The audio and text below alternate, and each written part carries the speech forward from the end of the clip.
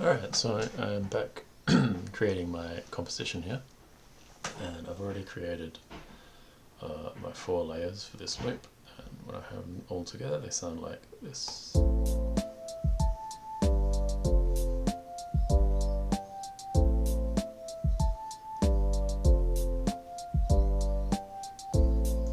Alright, and what I'm going to do now is take those layers and extend them into like an ABA type of structure. So I'll have like maybe an intro, and then the A section will just be these 4 parts together, and then to create the B section we may just bring it back to like 1 layer, but we may have to add something new there as well to make that work. Alright, so first of all I'm going to switch off my loop, and usually to make an intro I like to just start with 1 or maybe 2 of my layers. So I'm going to drag these ones across, and generally I'll bring the drums and the bass in last. Alright, so let's see what that piano sounds like on its own.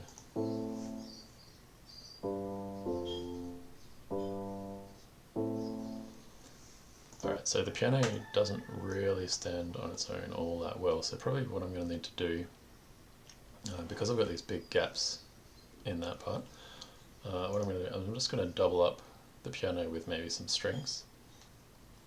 So I'll just add a second chord track here. Actually, I'll do it with a pad, and we'll copy that down. So we'll make this one a fair bit softer, and we'll just find like a, see what that sounds like.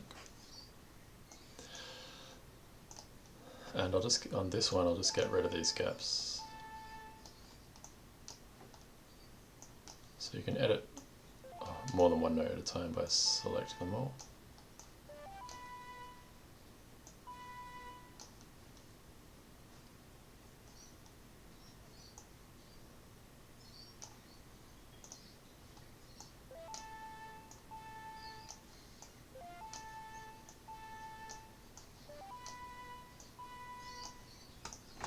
Okay, let's see what that sounds like.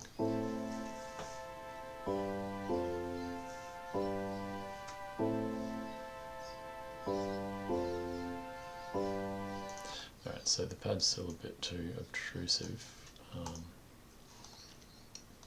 it's a bit on the harsh side, so I'm just going to filter that by using my effects down here. So I'm just, with that track selected, I'll click effects, add effect, and I'll find a filter.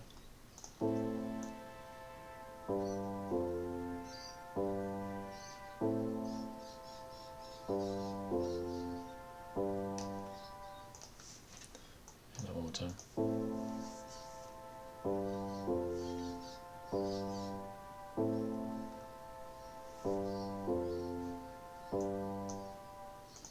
Okay, I think that works well enough.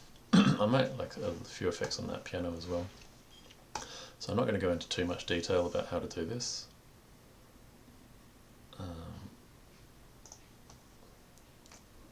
But you can, I'm happy to help you with any kind of changes you want to make to the timbre of a sound. Alright, let's see what that sounds like. A bit too much.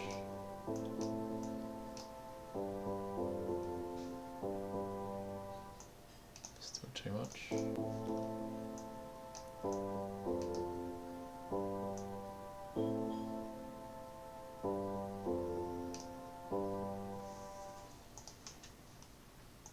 Still too much.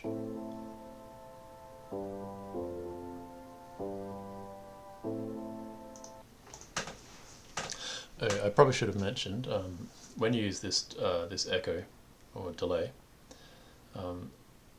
unfortunately you can't, it doesn't have like an automatic way to sync the delay to the tempo. I'm not sure if any of the other delay effect does that. Doesn't appear to. So the way I've worked that out is I take my tempo, so 96 beats per minute, And then to calculate the length of a beat, you're just going to go 60 divided by 96. So the length of a beat will be 0.65 seconds, or 625 milliseconds. If I divide that by 2, get 312, and so I'm just off. So. And it doesn't let you put a value, so I'm just going to stick with what I had, 314.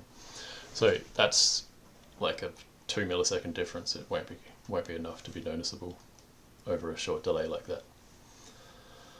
Alright, so that's going to be my intro, and then I'm going to extend it a little more because I'll bring in my melody part next, like so, and then we'll bring in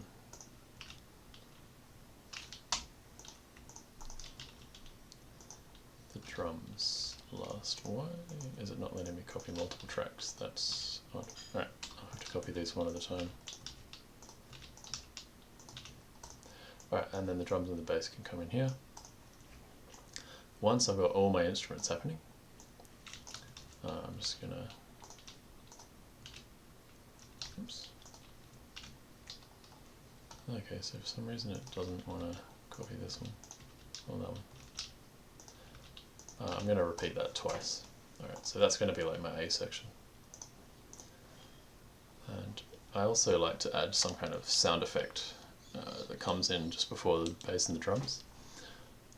Just to kind of give, and I'm just going to take one of those from here. Let's see what we got. Something like this. I don't know if that suits the style exactly, but yeah, that's the one I wanted.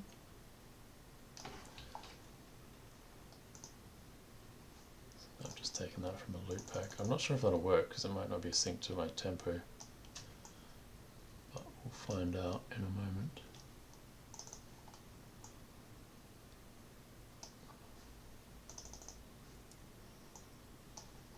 So listen. I'll go from the start.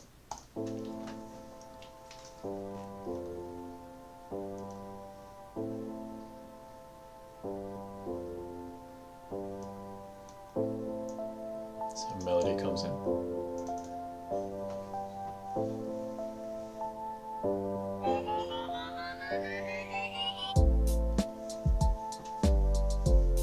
Alright, that effect was too loud, obviously. Bring that down. Let's see that again.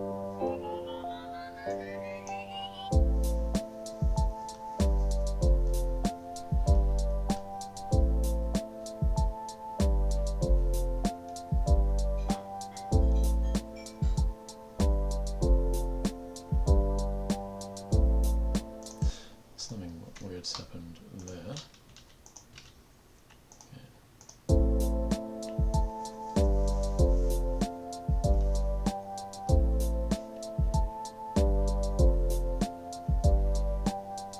Alright, and I'm going to call that my A section there.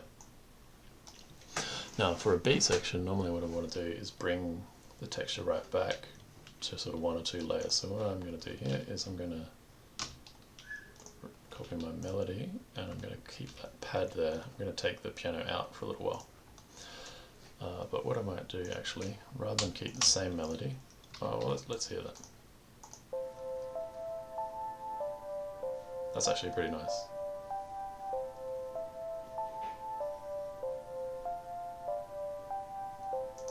But it might get a little boring because we've heard it a lot already, so I'm just going to try something else. So I'm going to go through the same process that I did before to create the melody. So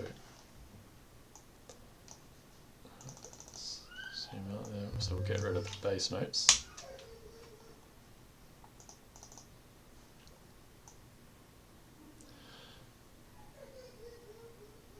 Ah, hang on. Let's see what I've done.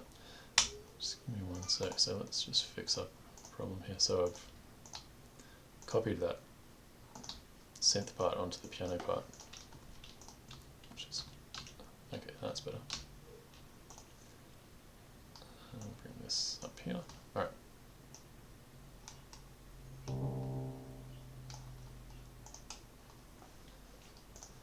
Okay, that's better. Alright, so now all I'm going to do is do the same thing I did before, where I just drag the notes across to fill in the gaps, and just have one note at a time.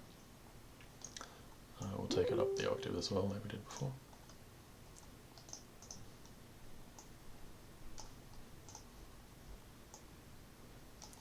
But this time I'm going to go from the top note down.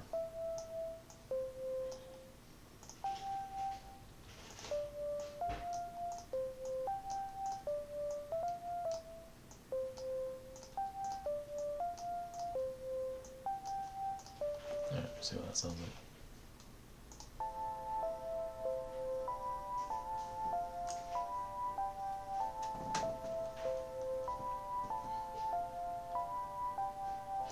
Yeah, I think that works pretty nicely. Now I'm sort of wondering if you could do both at the same time. See?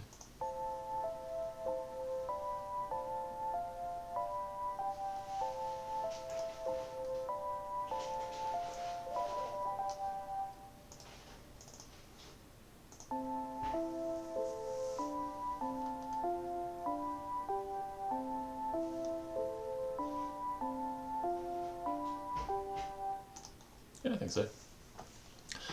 And then I might bring in the... I wonder if I should bring in the bass before the drums here. Let's see.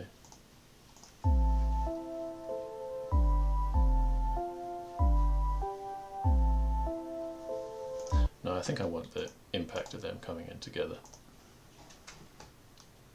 Now then the question is how long I make this. I think if I do it for too long it's probably going to get boring. So I think I might just leave it at that for now. I'll bring this effect back in here. I want that to be lined up there. That one doesn't want to line up for some reason. Well, let's see how that works. Alright, so now I've got an A section and a B section, so after the B section I just bring my A section back, which is going to be this.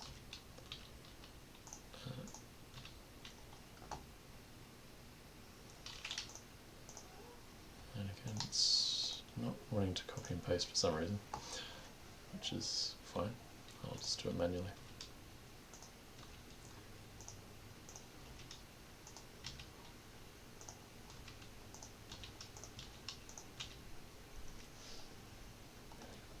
Alright, and again we're just going to repeat.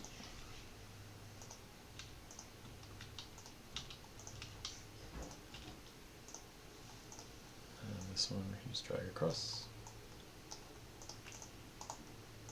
Do that there as well. Alright, let's see how that transition works now.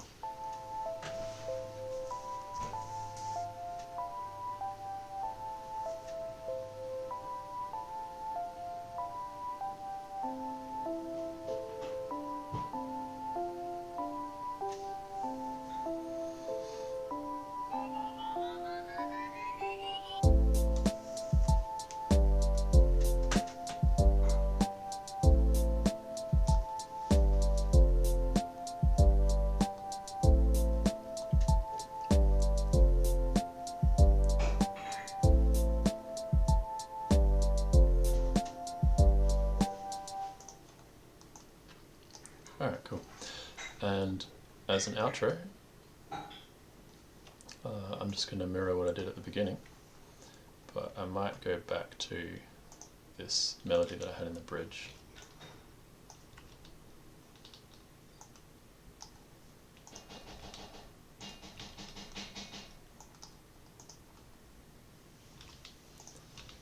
So you'll see what I'm going to do, rather than doing a repetition of the beginning, I'm going to mirror it. So you can see it's just a mirror image there. And the whole piece almost looks like a mirror image with just a couple of differences. So these obviously aren't mirrored exactly, and neither is this. Right, let's just hear how that sounds as an outro.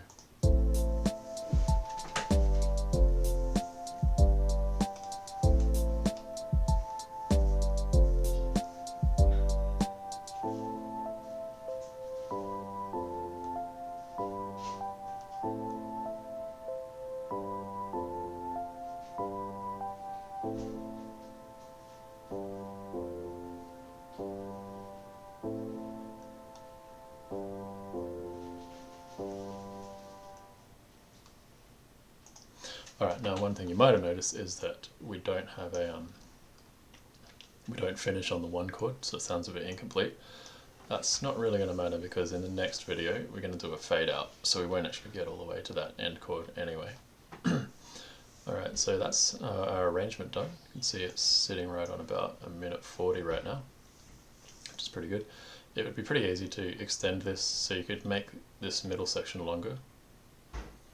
You could make these sections longer, so you could have more repeats there with some extra variations. And you could also have a whole new section here if you wanted to. You could also go back to the B section, so you could have A, B, A, B. And then if we were sort of doing like a song structure, then we might have a C section there as well. So there's a lot of ways you could make this substantially longer, like probably double the length quite easily. But right now I'm going to stick with this structure. In the next video we're going to look at how to do some automation to create some changes in the volume mainly over time. Alright, thanks everybody, I'll see you in that one.